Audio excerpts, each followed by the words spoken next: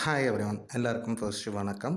இந்த எபிசோடில் இங்கிலீஷில் ரிலீஸ் ஆகிருக்கக்கூடிய படமான தே வில் கில் யூ இந்த படத்தை பற்றி தான் பார்க்க போகிறோம். இப்போ தே வில் கில் யூ படத்தின் கதை அப்படிங்கும்போது படத்தின் கதாநாயகி அவங்க தங்கச்சி இருக்காங்க. இந்த ரெண்டு பேருமே அவங்க அப்பாவால் பல கொடுமைகளை அனுபவிக்கிறாங்க.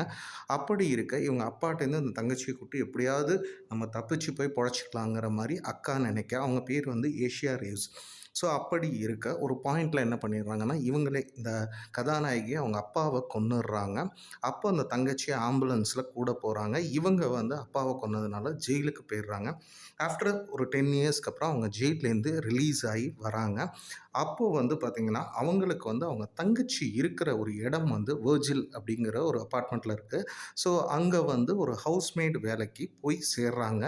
அப்படி சேரும்போது அன்றைக்கி நாள் இரவு அவங்க வந்து ரூமில் தங்கும்போது, அதாவது அது வந்து ஒரு ரிச் சொசைட்டிக்கு இருக்கக்கூடிய ஒரு அப்பார்ட்மெண்ட்டுங்கிற மாதிரி அங்கே இருக்கக்கூடிய லில்லிங்கிற பர்சன் சொல்கிறாங்க. அப்படி இருக்க அதாவது அந்த இரவில் வந்து அவங்களே எதிர்பார்க்காம அவங்கள வந்து ஒரு சில பேர் வந்து தாக்குறாங்க. அப்படி இருக்க அந்த தாக்குறவங்கெல்லாம் யார் அப்படின்னு பார்த்தீங்கன்னா இம்மார்டல்ஸ். அதே சமயம் இவங்க வந்து இவங்க தங்கச்சியை தேடி போகிறாங்க. அட் தி சேம் டைம் இவங்களே வந்து அந்த இடம்ங்கிறது என்னென்னா, இவங்க போன அந்த வெர்ஜில்ங்கிற இடம் என்னென்னா ஒரு டெத்து ட்ராப் மாதிரி, ஒரு ஒன் வே மாதிரி. அப்படி இருக்க கதை எப்படி நகருதுன்னா, இவங்க தங்கச்சியை வந்து மீட்டு கொண்டு வந்தாங்களா, அதே சமயம் வந்து இவங்க போன இடம்ங்கிறது வந்து இவங்களுக்கே ஒரு டெத்து ட்ராப்புங்கும் போது இவங்க நல்லபடியாக வெளியே வந்தாங்களா இல்லையா. அதே மாதிரி படத்தோட டைட்டிலே என்ன அப்படின்னு பார்த்தீங்கன்னா தே வில் கில் யூ. அப்படிங்கும்போது இவங்க டெத் ட்ராப்புக்குள்ளே போயிருக்காங்க. அதாவது இதில் வந்து அவங்க கதாநாயகி கொன்னாங்களா, இல்லை கதாநாயகிக்கு அந்த இடத்துக்கு போனதுக்கப்புறம் என்னாச்சு, தங்கச்சியை மீட்டாங்களா இல்லையா, இதுதான் இந்த படத்தின் மீதி கதையாக இருக்குது. இப்போ படத்துடைய ப்ளஸ்ஸஸ் அப்படின்னு பார்த்தீங்கன்னா, படத்தில் நடித்த கதாநாயகி சூப்பராக நடிச்சிருக்காங்க. தங்கச்சி ஒரு மினிமல் கேரக்டர்ஸ்குள்ளே தான் வந்து படமே நகருது. எல்லாருமே இந்த படத்துக்கு என்ன ஸ்க்ரீனில் பெர்ஃபார்மன்ஸ் தேவையோ அதை நீட்டாக கொடுத்துருக்காங்க. அதே மாதிரி இந்த படம் வந்து ஒரு ஆக்ஷன் த்ரில்லர் அப்படிங்கும்போது அதுக்கான ஒரு பேக்ரவுண்ட் ஸ்கோரிங்கும் சரி, அந்த ஆக்ஷன் சீக்வன்ஸுக்கான சினிமோட்டோகிராஃபியும் சரி சூப்பராகவே ஒர்க் ஆகிருக்கு. எஸ்பெஷலி கதாநாயகியோட பெர்ஃபார்மன்ஸ் வந்து, ஏன்னா அவங்க தான் இந்த படத்தில் ஒன் விமன் ஆர்மியாக இருக்காங்க. அப்படிங்கும்போது ஆக்ஷன் காட்சிகள் எல்லாத்துலேயுமே அதகலப்படுத்துகிறாங்க. டெக்னிக்கலி ஒரு கிராஃப்டட் மூவி தான். ஏன்னா இந்த படம் வந்து ஒரு ஆக்ஷன் படம். அதே மாதிரி ஒரு அப்பார்ட்மெண்ட்டுக்குள்ளே நடக்கிற படங்கும்போது அதை வந்து நீட்டாகவே டெக்னிக்கலாக எவ்வளோ தூரம் நம்ம ஒரு ஆடியன்ஸை வந்து அந்த ஆக்ஷன் மோடுக்கு கொண்டு போன விதத்துலேயும் சரி, டைரக்டருக்கு நிச்சயம் சபாஷ் சொல்லலாம். அதே மாதிரி படத்தோட ரன் டைமும் ஷார்ட்டாக தான் இருக்குது. ஒரு 1.5 ஹவர்ஸ் கிட்ட தான் இந்த படமே வந்து ரன் ஆகுது.